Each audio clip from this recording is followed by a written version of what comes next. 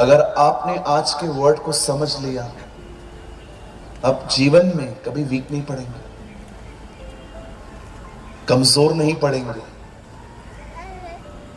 मेरा एक फ्रेंड है, इतना मोटा था वो। अभी 2-3 महीने पहले मैंने उससे मुलाकात की, पतला सा हो गया है। मैंने उससे पूछा कौन सा जिम ज्वाइन किया है, इतना पतला कैसे हो गया तू? बोलता है जिम ज्वाइन नहीं किया, टेंशन में पतला हो गया। स्ट्रेस, परेशानियां, आपको पता है वो आपका वेट खत्म कर देती हैं, वो आपको कमजोर बना देती हैं,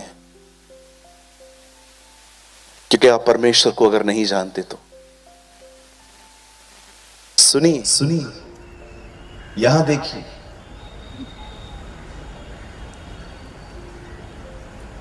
ये बहुत जरूरी है कि आप परमेश्वर को जाने। यहां पर नहीं लिखा है कि अनंत जीवन यह है कि वे जाने कि परमेश्वर क्या कर सकता है। यहां लिखा है अनंत जीवन यह है कि परमेश्वर को जाना जाए, खुदा को जाना जाए। आप जानते हो आज तक हम उसे क्यों कहते हैं कि तू इब्राहिम, इसहाक और याकूब का परमेश्वर है? क्योंकि ये वो 3 लोग हैं जो उसे जानते थे, वो उसे पहचानते थे। मेरे पास बाइबल के सबूत हैं इन तीनों के लिए कि कैसे इब्राहिम उसे जानता था। अगर नहीं जानता ना उसे, वो कभी अपना बेटा उसे नहीं देता। इसहाक उसे जानता था, इसीलिए उसे बंजर जमीन में बीज डाले दिए। और याकूब उसे जानता था, इसीलिए मरने से पहले उसे जीसस के लिए बातें की थी। आज तक कई बार खुदा नए नियम के अंदर भी अपने आप को प्रेजेंट करता है, I am the Lord of Abraham, Isaac and Jacob, क्योंकि ये तीनों उसे जानते थे। आज क्रिश्चियनिटी 2 भागों में बटी हुई है, जहां पर 90% जो लोग हैं वो उसके कामों को जानते हैं, 10% ऐसे लोग हैं जो उसे जानते हैं। और जो ये 10% लोग जो उसे जानते हैं ना, आप देखेंगे they are the happiest people, वे बड़े खुश हैं। लेकिन जो 90% है ना, ये लोग जो हैं ये 1 तारीख को खुश रहेंगे, ये सैलरी आने पे खुश रहेंगे, कुछ घर में आएगा तब खुश रहेंगे, इवन जब ये किसी बड़ी इनकी जिंदगियों में बहुत कुछ होता है तब खुश रहेंगे। मैं आपसे पूछना चाहता हूं, ऑनेस्टली बताइए, यहां पर कितने लोग हैं जो सदा आनंदित रहते हैं? मैं पहला व्यक्ति हूं जो नहीं हूं। आप में से यहां कितने लोग हैं जो कह सकते हैं मैं सदा आनंदित रहता हूं? मैं पहला व्यक्ति हूं जो हाथ उठा के कहता हूं मैं नहीं रह पाता। कोई मेरे साथ है? हाँ brother, come on, lift up your hand. कितने लोग हैं यहां पर अगर आपको कोई गाली पड़े उसके बाद भी आप ऐसा करते हो? सदा आनंद रखो, कर सकते? अरे आपकी सांस आपके सामने, आपकी दूसरी देवरानी की थोड़ी इज्जत क्या कर ले, आप अपनी शक्लें देखा करो। आपकी फ्रेंड जो रोज आपको अपना डब्बा शेयर करती है, एक दिन वो अपना डब्बा किसी और से शेयर करे, आपकी शक्लें देखो। देखिए आपने,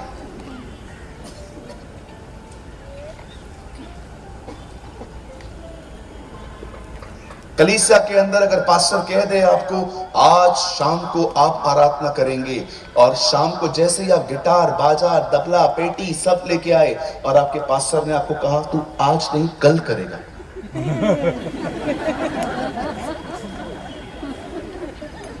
are you a joyful person? आप जानते हो हमारे पास कौन सा आनंद है? कहिए मेरे पीछे, फेमस होने का। अब लोग मुझे जान रहे हैं, अब मैं सीए बनने वाला हूं, अब मैं चार्टेड अकाउंटेंट बनने वाला हूं, अब मैं इसका। समझदारी से उत्तर देते हो। जब आप हैप्पी रहते हो ना, आपका बिहेवियर, आपका बॉडी लैंग्वेज बहुत अच्छा रहता है। जब आप खुश रहते हो ना, आपके डिसीजंस बड़े वाइज होते हैं। आप समझ पा रहे हैं? चलो, अगर मैं डिस्टर्ब हूं, मैं डिस्करेज हूं और आप मुझसे मिलने आ रहे हैं और आप मुझे कहते हैं हेलो भाई, हेलो, क्या हुआ भाई, सब ठीक है? हाँ सब ठीक है, तेरे को क्या करना है? नहीं नहीं भाई, ऐसे क्यों बात करूं? कैसे बात करूं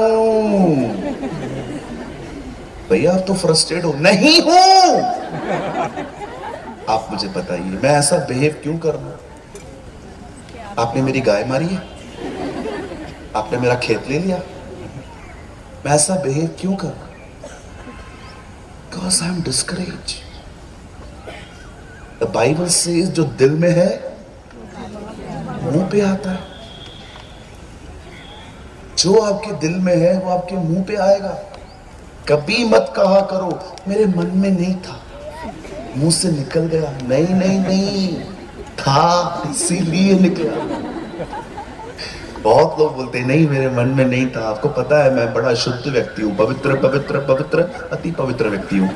मेरे मुंह से कुछ भी ऐसे नहीं नहीं नहीं। द बाइबल सेज जो तुम्हारे दिल में है वो तुम्हारे मुंह पे आता है। सूरज भाई ये बात है आपको कौन सिखाता है? भाई मैं खुद ऐसा हूं। क्या लगता है आपको मैं 8-8 घंटे दुआ करता हूं? I am not uncle Dinakaran. मैं आज भी कई बार अपसेट होके किसी किसी को सुना देता हूं। अभी लास्ट वीक की बात है, मैंने किसी को सुना दिया। बीच में मुझे एक हवलदार ने पकड़ा, उन्होंने बोला लाइसेंस। मेरा पर्स मेरे पॉकेट में नहीं था, तो मैंने बातों बातों में उनको बोल दिया सबको जाने देते हो, हमको भी जाने दो ना। बोलता लाइसेंस दे फिर जा। मैंने कहा छोड़ना यार, मैं भारत के लिए समाज सेवक हूं। वो बोलता तुम जैसे लोगों से ही हम लोग परेशान है, जाओ। क्या लगता है आपको? क्या? लिसन टू मी, मुझे लगता है हमें होली से ज्यादा ऑनेस्ट बनने की नीड है, राइट? कुछ लोग है ना सिर्फ और सिर्फ अपनी आत्मिकता का प्रचार करते हैं। मैंने 8 घंटा प्रार्थना की, मैंने 10 घंटा प्रार्थना की, मैं सिर्फ उनको देखता रहता हूं प्रभु मैं कब पहुंचेगा। नहीं नहीं नहीं, मुझे लगता है आपको अपनी गलतियां भी बतानी चाहिए कि आप कैसे हो, ताकि लोगों को होप मिले। अरे यार ये भी तो हमारी तरह ही है, राइट? कितना समझ पा रहे हैं? चलो मुझे बताओ आप में से कितने लोग हैं यहां पर जो फ्रस्ट्रेट होके रूट चलते हैं लोगों के साथ, परेशान होके टेढ़े आंसर देते हैं एक दूसरे को? कम ऑन, अपना हाथ उठाइए। जिनका हाथ नीचे है मिलके जाना, मुझे कुछ बात करनी है। मैं थोड़ा रूट चल के देखूंगा आज। कितने लोग हैं यहां पर जो परेशान होके उल्टे सीधे आंसर करते हैं घर के अंदर? Come on, lift your hand, बढ़ाओ। धन्यवाद प्रभु। कितने लोग हैं मेरे साथ, मुझे लगा मैं अकेला हूं। ओके, मैं बिलीव करता हूं आज का वचन आपको स्ट्रांग बनाएगा। आमीन, यस, आमीन। कहिए आज का वचन मुझे स्ट्रांग करेगा। यस, मुझे लग रहा है अब कुछ लोग नींद से जाग गए। कौन जो सोए हैं कहेंगे जय मसीह की।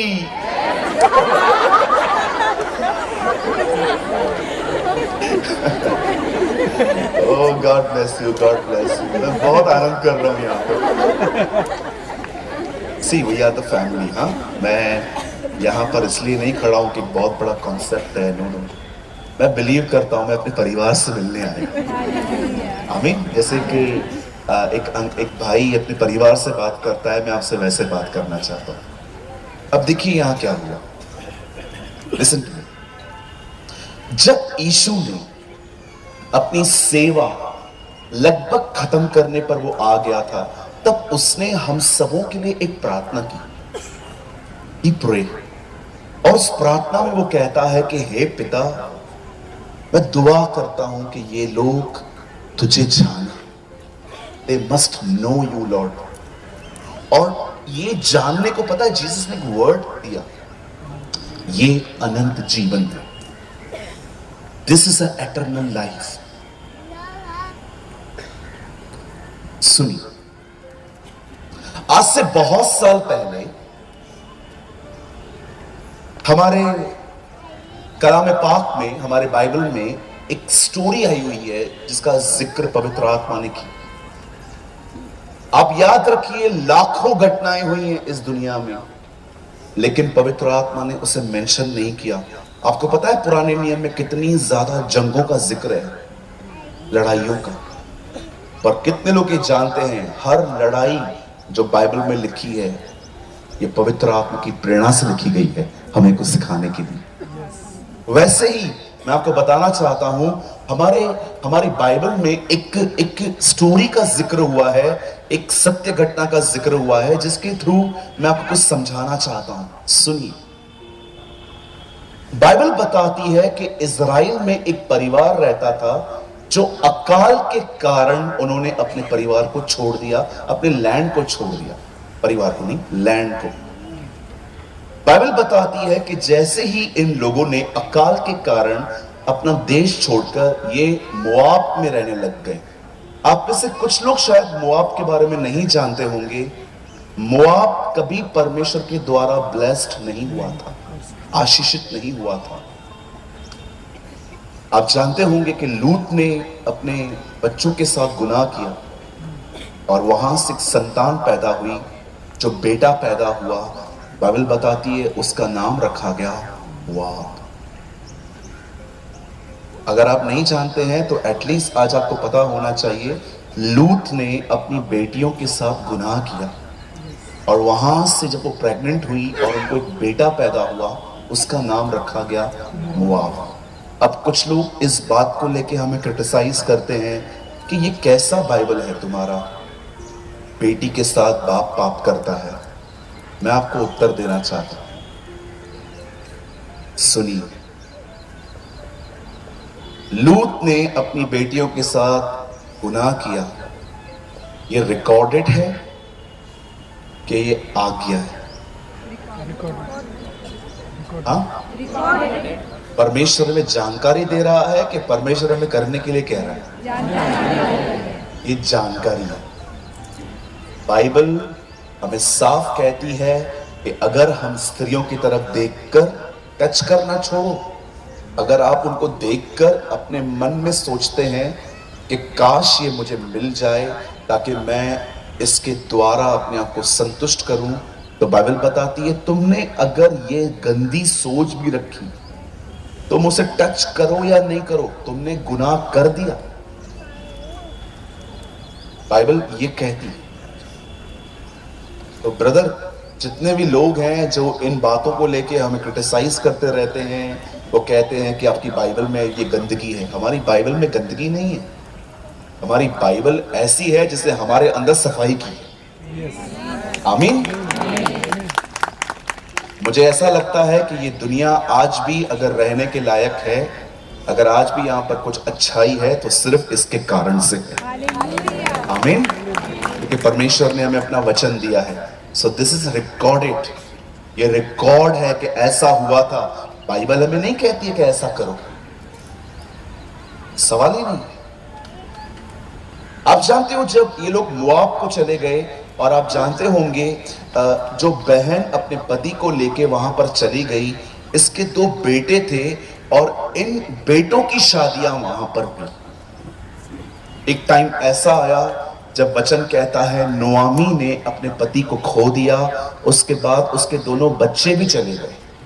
अब देखिए, ये बाइबल की सत्य घटना है जहां पर समझाया जा रहा है कि देखो 3 विधवाएं एक साथ रह रही थी।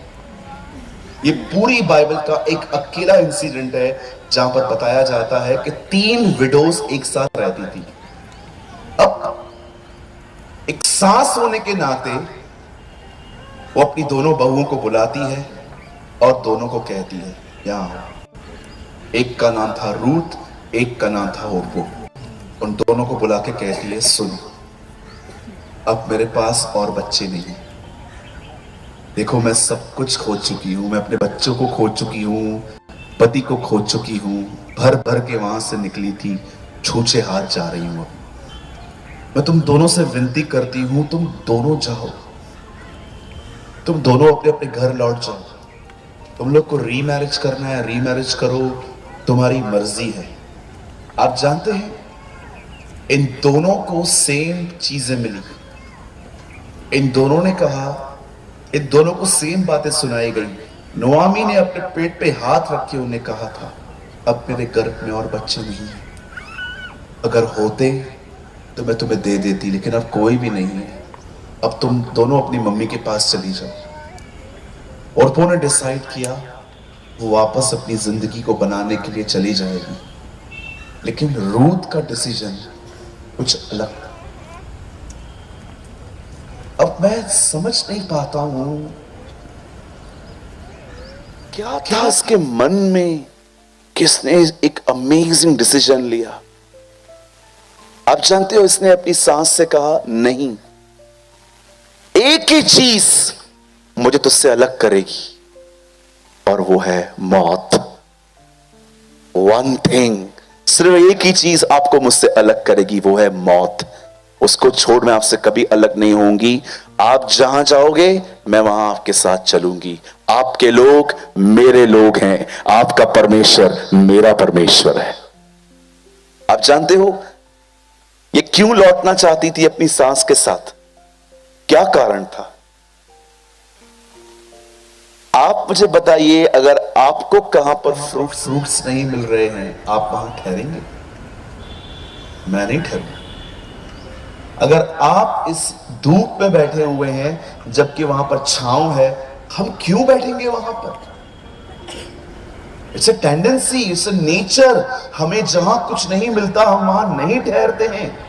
लेकिन आप इस बहन को देखिए, इस बहन ने क्या डिसाइड किया? A path of difficulties, a path of difficulty. उसने अपने जीवन में डिसाइड किया। वो जानती थी इसके साथ चलना कोई मजाक नहीं है, क्योंकि इसके पास कुछ भी नहीं है। You know, it's a sad story. ये सच है। अगर आप सही हो और गलत बोलने वाले लोग बहुत हैं तो वो जीत जाता है। It's a sad truth in this. ये एक दुनिया का कड़वा सच है कि अगर आप सही भी हो लेकिन आपको दोषी ठहराने वालों की मेजॉरिटी बहुत ज्यादा है तो वो लोग जीतेंगे। ये हमारे बाइबल में भी है। आप जानते हो उसके साथ कौन था? बेचारी के पास कोई भी नहीं था, लेकिन वो डिसीजन लेती है, नहीं मैं आपके साथ चलूंगी। आपको पता है उसका डिसीजन क्या था? तेरे लोग मेरे लोग हैं, तेरा परमेश्वर मेरा परमेश्वर है। जानते हो वो क्यों अपनी सास के साथ रहना चाहती थी? वो इसलिए रहना चाहती थी क्योंकि वो उसके परमेश्वर को जानना चाहती थी। वो जानना चाहती थी कि ये परमेश्वर कौन है। बोलिए जानना, बोलिए जानना। कहिए अपने परमेश्वर को जानना। जानते हो वो उसे क्यों रहना चाहती थी? क्योंकि वो परमेश्वर को जानना चाहती थी। उसके अंदर सेकंड मैरिज करने का कोई ख्याल नहीं था,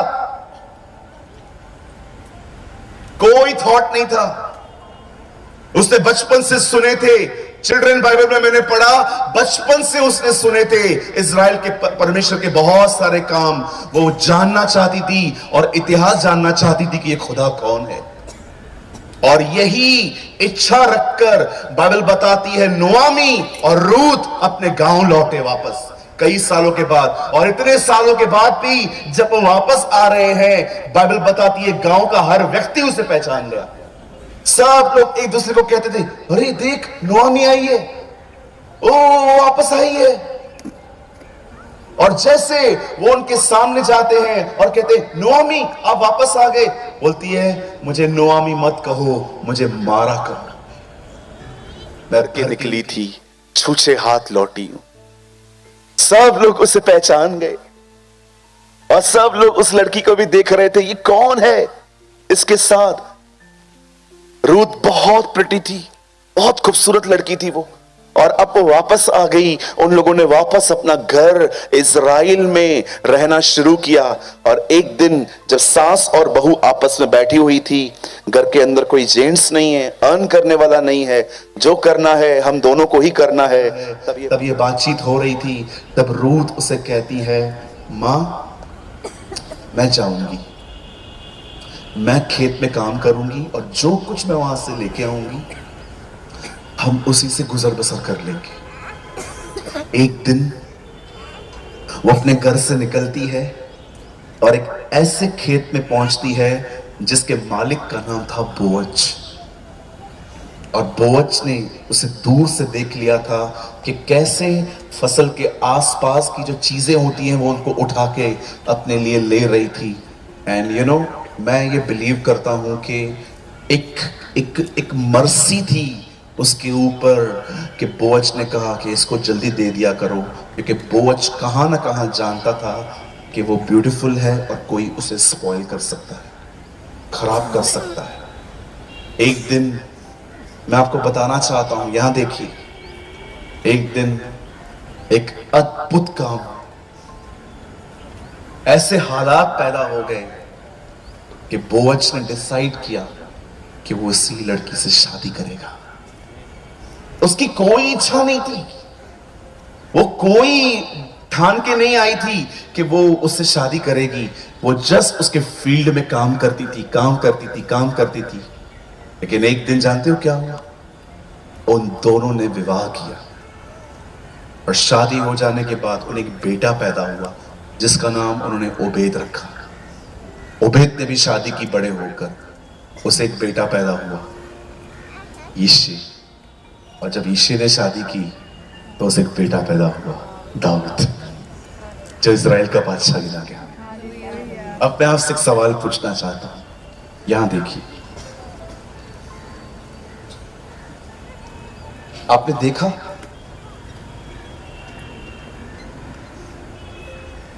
जिस खेत में वो काम करती थी उसी खेत की वो मालकिन बनी। जिस खेत में वो फील्ड में काम करती थी खुदा ने उसे उसकी मालकिन बना दिया। क्या लगता है आप? मैं आपसे पूछना चाहता हूं, आपको क्या लगता है ये सब इत्तेफाक है? ये बस एक्सीडेंटली होता जा रहा है? नहीं, बहुत सारी बातें ऐसी होती हैं जहां पर परमेश्वर का अनसीन हाथ होता है। बोलिए अनसीन, बोलिए न दिखने वाला। कई जगहों पर परमेश्वर का न दिखने वाला हाथ होता है। आप जानते हो कौन था जो रूत को उसी खेत में ले गया जिस खेत के मालिक का नाम था बोअज? कौन था वो जिसने अनुग्रह किया उसके ऊपर? क्या लगता है आपको एस्तर राजा को क्यों पसंद आई थी? वो बहुत खूबसूरत थी। आपको मैं बताना चाहता हूं, जितनी एस्तर तैयार हुई थी राजा से मिलने के लिए उतना हर लड़की हुई थी। फिर भी राजा ने एस्तर को क्यों चूज किया बश्ती के जगह पे? आइए अपना हाथ उठाइए, come on, lift up your hand, कहिए ये अनुग्रह है, कहिए ये अनुग्रह है, कहिए ये अनुग्रह है।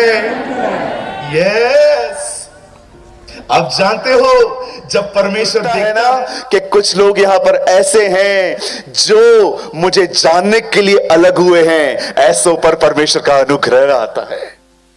ऐसों पर लोगों की परमेश्वर की ग्रेस आती है कि ये वो लोग हैं जो मुझे जानने के लिए अलग हुए हैं। आपने देखा कैसे एस्तर पर अनुग्रह आया, कैसे नोआमी, कैसे रूत पर अनुग्रह आया, और जैसे ही उसने वहां पर एंटर किया खुदा उसे वहां ले गया। खुदा ने बोझ की आंखें उस पर डाली और खुदा ने उसकी जिंदगी को रिस्टोर किया। हम 2023 के जो मसीह हैं, मैं बड़े दुख के साथ आपको कहना चाहता हूं, हम सारा दिन बटरिंग में बिलीव करते हैं। बोलिए बटरिंग। बटरिंग का मतलब समझते हैं? मक्खन लगाना। साहब जी, ओ साहब जी, हाँ मेरा काम कर दो। We always believe in buttering. Pastor को पटाओ ताकि स्टेज मिले, गवर्नमेंट एम्प्लॉय को पटाओ ताकि वहां पर जॉब मिले। मुझे एक बात बताइए, जीवन भर यही करते रहोगे? जीवन भर हम लोग यही करते रहेंगे? आपको पता है आप बटरिंग क्यों करते हो लोगों को? मेरा काम कर दो, मेरा काम कर दो, मेरा काम कर दो, मेरा काम कर दो। जानते हो क्यों? मैं आपको बताऊं। आप आपको गुस्सा आएगा, ठीक है, हाथ में कुछ हो तो फेंकना मत इधर, आपको गुस्सा आएगा सुन के। आप बटरिंग इसलिए करते हो क्योंकि आज तक आपको परमेश्वर का अनुग्रह नहीं मिला। अनुग्रह जानते हो क्या करता है? जानते हो अनुग्रह, परमेश्वर की मदद क्या करती है? आपने देखा उन लोगों ने उसे मार मार के खड्डे में फेंक दिया। किसने बाहर निकाला खड्डे से? परमेश्वर। फिर उन लोगों ने उसे बेच दिया, परमेश्वर उसे सही घर में लेकर गया। वहां से वो जेल में चला गया, परमेश्वर उसको वहां से निकाला। जानते हो अनुग्रह क्या करता है? जिसको जो करना है आपके साथ करे, जितना बुरा करना है उसके साथ आपके साथ उसे करने दो। अनुग्रह हर जगह पे आपको उठाएगा, हर जगह पे आपको लिफ्ट करेगा, हर जगह पे आपको रेस करेगा। लोगों को बटरिंग करना बंद कर दो। बोलिए बाजू वाले को, बोलिए आज के बाद मैं तुझे मक्खन नहीं लगाने वाला। बोलिए बोलिए। जो बहुत आत्मिक हैं, 8 घंटे प्रार्थना करके सीधे यहीं पर आ गए हैं, वो लोग भी बोलिए। कम ऑन, अपने बाजू वाले को बोलिए, बोलिए आज के बाद मैं आपको बटर नहीं लगाने वाला। बिलीव मी, यहां देखिए, जिस समय आप ये निर्णय लेंगे कि आज के बाद मैं परमेश्वर को जानूंगा और मैं अपना समय अलग करूंगा, अपना फोन अपने घर, अपने रूम के बाहर रखूंगा, अपना पैड, अपना आईपैड, अपना जो भी है, मेरा कुत्ता, मेरी बिल्ली, सब रूम से बाहर। आजकल लोग कुत्ता पालते, कुत्ता भी प्रेयर रूम में साथ में लेके जाते हैं। वो भी आता है और बैठा रहता है बाज में, ओ पिता हम दुआ करते हैं यीशु मसीह के नाम से, प्रभु आप हमें आशीष दीजिए, प्रभु मैं तुझसे विनती करती हूं, आप बड़े प्यारे, आप बड़े भोले हैं प्रभु, प्रभु आप बड़े प्यारे हैं। प्रभु ऊपर से बोलता है, प्यार मेरे को करना, उसको मेरी बात मुझसे, प्यार उससे, निकाल उसको बाहर। कुत्ता साथ में ले जाएंगे, बिल्ली साथ में ले जाएंगे, मोबाइल साथ में ले जाएंगे, पैड साथ में ले जाएंगे, कुत्ता बिल्ली सब ले जाएंगे। एक घर में था मैं, पास्टर जी ने कहा मेरे घर में ठहरो, मेरा घर बहुत अच्छा है। मैंने कहा रह लेता हूं, उसमें क्या। मैं घर में जाके रह गया, मैं प्रेयर कर रहा था, ऐसे आवाज आ रही थी। हाँ हो रहा है यार, ये कौन सी आवाज है? मैं फिर दुआ करने लगा, हे परमेश्वर पिता, कौन है यार, है कौन, आके कहां से आवाज आ रही है? फिर मैंने नीचे देखा, पलंग के नीचे। मैं इतना डर गया, मैंने पास्टर को कॉल किया, मैंने कहा पास्टर जी कुत्ते भेजे आपने यहाँ? बोलता है हाँ वो हमारे घर का सदस्य है, ही इज माय बॉय। उसका बेटा आया, मैंने कहा ये तेरे इसको बेटा बोलता है, तू कौन है? बोलता है अंकल मैं सच्ची बताता हूँ, मेरे से ज्यादा इज्जत कुत्ते को मिलती है। घर पे जो बनता है हमें भी मिलता है, इनको भी मिलता है। हमारा खाना भी अलग नहीं है, वो जो हमारे परोसा जाता है वो उसको भी दिया जाता है। इतना बेइज्जती फील होता है अंकल कि जो मैं खा रहा हूं वही ये खा रहा है। आजकल कुत्ता अंदर ले जाते हैं, बिल्ली अंदर ले जाते हैं, फोन अंदर लेके जाते हैं और प्रार्थना करते हैं, परमेश्वर, हे परमेश्वर। भाई सूरज प्रेमानी आया था यीशुआ महोत्सव में, बोल के क्या तेरे को जानना है, देता हूं। कुत्ते बिल्ली मोबाइल सब अंदर लेके गए हो और परमेश्वर को जानने की बातें करते हो। What a nonsense generation. आप परमेश्वर को जानोगे ऐसे? शरीर यहां है, मन कहीं और है। We are exactly like a prodigal sons. हम उस गुमराह पुत्र की तरह हैं। आपने देखा, एक बेटा दूर रहता था, एक बेटा घर में रहता था। Physically we are with Jesus, हम शारीरिक तौर से खुदा के साथ हैं, लेकिन भीतर से उस बेटे की तरह खुदा से बड़े दूर हैं। जानते हो परमेश्वर को जानना क्या होता है? कुत्ता साथ में, बिल्ली साथ में, वो तोता साथ में, पूरा घर है रानी बाग है। अरे मैं भी एनिमल लवर हूं। कल मैं यहां पर थोड़ा जल्दी आया, वो वहां पर मुझे पास्टर साहब लेके गए दुआ के लिए।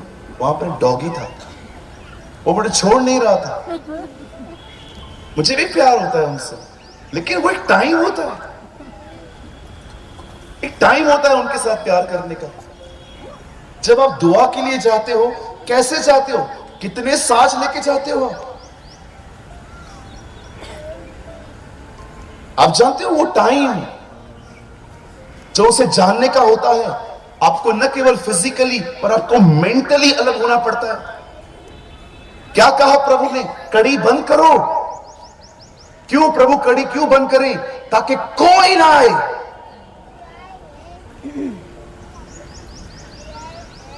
बाइबल बताती है मूसा अकेला गया और जब वो नीचे उतरा, नीचे उतरने के बाद लिखा है उसके चेहरों पे किरणें थी। आप जानते हो वहां पर क्या लिखा है? परमेश्वर से बात करने के कारण मूसा का चेहरा चमकता था। आप जानते हो जब आप परमेश्वर के साथ न केवल फिजिकली बड़ा मेंटली उसके सामने रहते हो और आप उसे कहते हो तू इब्राहिम, इसहाक और याकूब का परमेश्वर है, तू वही है जिससे सब कुछ बनाया। पिता, आज मैं आपको जानना चाहता हूं, आपको ऐसे जानना चाहता हूं जैसे आप हैं। और जब वो